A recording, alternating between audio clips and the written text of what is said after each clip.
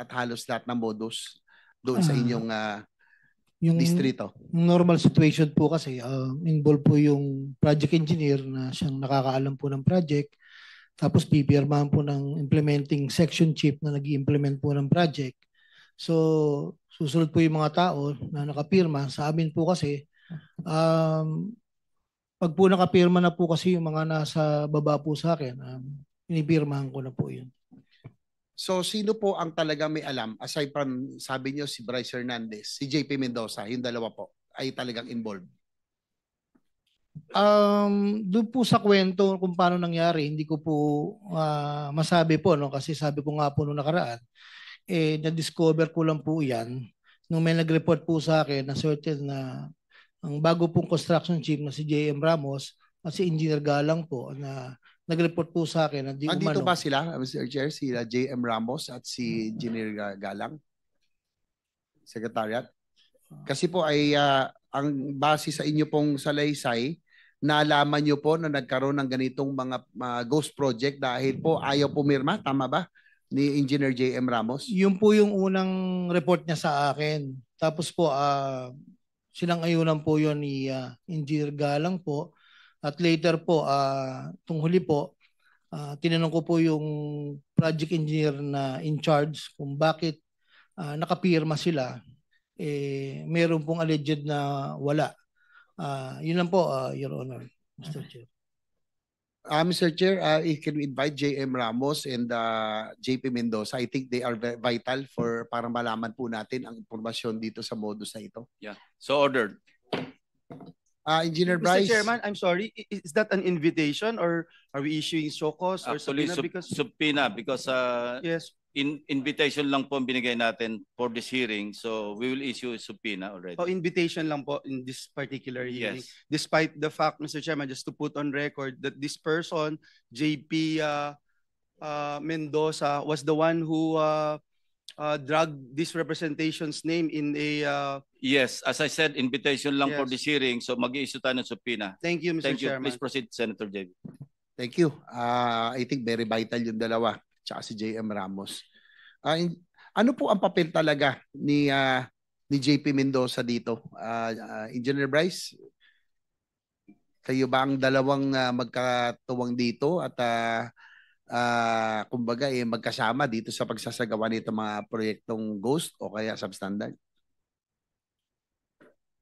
Your Honor, pwede rin po ba ako humingi ng legislative immunity?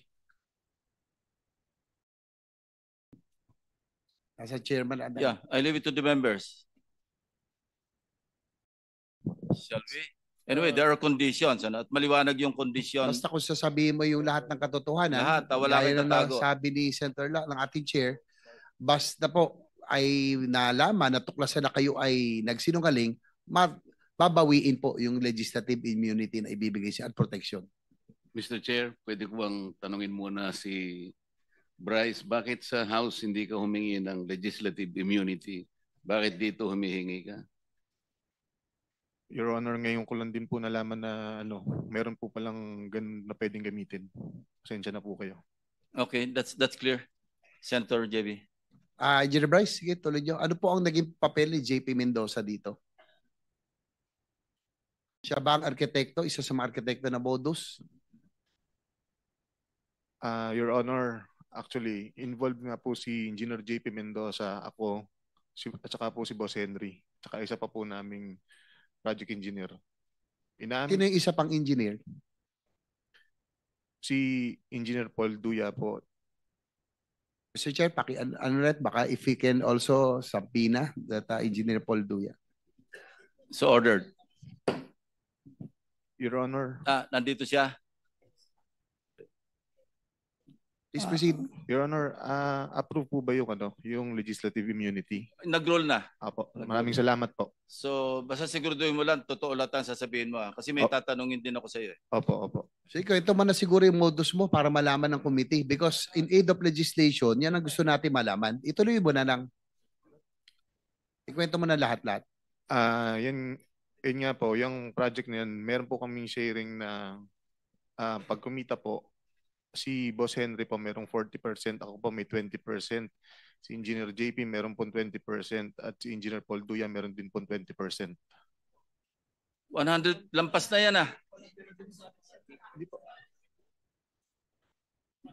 Ano yon sa portion nyo lang? Yung sharing po kung magkano po lahat, yun po parang meron pong certain percentage kung magkano po yun naging kita, yun po yung hatian. Pasensya na po, hindi ko lang po naliwanag ng maayos. Pero tanong ko, Engineer Bryce, bakit nyo naisip yung ghost? Kasi alam mo, minsan matatanggap pa natin kung may konting pakinabang pero gagawin nyo yung proyekto eh. Ito wala talaga. Paano nyo naisip? Bakit ba? Ano rason? Tumaas ba tara? O tumaas ang cost? Bakit hindi nyo ginawa yung mga proyekto? And isa na nga rin pong isa na rin pong kasagutan yung tumaas po ang tara. Ano po yung tarang nyo? Kanino napupunta? Sa proponent daw po, sabi ni boss. Honest, wala po akong direktang pakikipag-usap sa proponent. Engineer Alcantara, DE, sino po yung Sabi mo, proponent? Boss Angeles, yung dating DE yan, di ba? Raul Angeles? Hindi po, wala po akong binanggit na Angeles po. Sorry. Engineer Alcantara, sino po yung proponent na sinasabi ni Bryce? Hindi ko po alam sa kanya, Your Honor. Every time po na may tatanong sa kanya, puro po ang turo sa akin. Maliwanag mo naman po rito na sinasabi ng mga contractor na sila po ang kausap dyan, Your Honor. Hindi, pero under oath po kayo, Engineer Yes, sir. Alcantara, para mabawasan na nyo. Turuan nyo na kami, tulungan nyo na kami malaman ng katotohanan. Total, andyan na kayo sa ganitong posisyon, sitwasyon.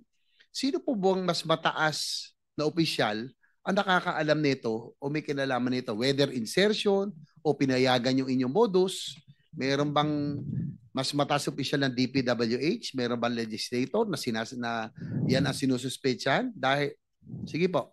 Your Honor, pagdating po sa funding, gaya po ng sinabi ko dati, kami po ay nagsasubmit ng wishlist sa regional office po. Wishlist po na nanggagaling sa amin. At after po niyan, sinasubmit po nila sa central office. Regarding po dun sa mga insertions po ng sinasabi niyo po, wala po kaming alam po doon Your Honor Kasi po, gaya nga po nila Yusek Kati at sila Secretary, tinatanong niyo po sila dati kung sino po kasi hindi po Yung wala po sa proponent, level. hindi nyo alam kung sino? Sa level nyo? Yung pong regular po na dumadating po sa district na under po sa NEP lang po ang pinag-uusapan po natin. Sinong Yusek ang sinasabi nyo may alam nito? Yung mas mataas sa inyo? Di po, ang sinasabi ko po, tinatanong nyo po dati sila Yusek Cabral because they are the planning. So kami po, hindi po namin alam po sa level po namin yung sa mga ganyan pong funding, Your Honor. Dahil nung huling pag-appear dito ni Congressman Toby Tiangco, may mga dala siyang dokumento. At doon sa kanya pinakita, Mr. Chair, marami po ang insertions at bigla bumukol, lumaki ang sa Mindoro at sa Bulacan. So, yun po ay na-documented, dala ni Congressman Tiangco. Hindi nyo pa i-confirm, Engineer Alcantara, na may alam kayo doon? Hindi ko po alam, Your Honor, talaga po. Pagdating po sa funding, Your Honor.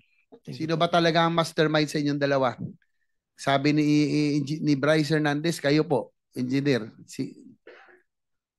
Your Honor, yung pong Ghost Project yan, talaga pong wala po akong alam sa Ghost Project na yan, Your Honor. Mr. Chair, with the indulgence of Senator JBR. Senator Erwin Tulfas recognized. Mr. Chair, can we ask this person to show cause, order a show cause order for him today bago natin i-cite for contempt? Last week pa ito, dalawang hearing na itong nagsisinungaling. Sa mga taong sa baba, lahat may kasalanan, ikaw wala. District engineer ka, hindi mo alam na may ghost project, wala ka ring alam, lumobo yung budget mo. Hindi ba dumadaan sa lamesa mo yan na lumaki yung pondo mo? Mr.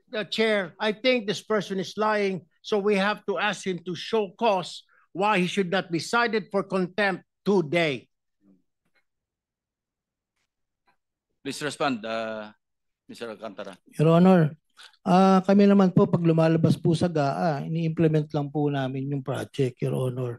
At hindi po namin alam kung saan po ng yan, Your Honor.